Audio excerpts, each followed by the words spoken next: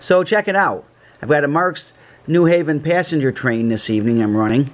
Marx used the 2002 FL9 as its prototype, and of course Marx used the E7 to put the paint job on. Marx did a really nice job. So this one's pretty much mostly Marx, but I did a little customizing.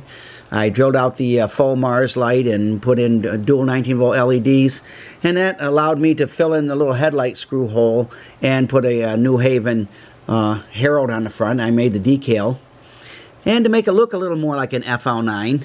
The FL9 originally was a dual axle in the front and triaxle in the back, so I touched up the little faux wheel there in the back to kind of replicate that. This is an ABBBA consist, and the A unit trailing is also powered. Both units have power pull motors in them.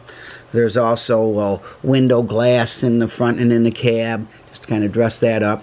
And then it's pulling a consist of Lionel passenger cars, the Streamliner cars there. They're kind of the more less expensive ones, but they look really good with the Marx engines. They're about the right size. They're sort of a semi-scale anyway.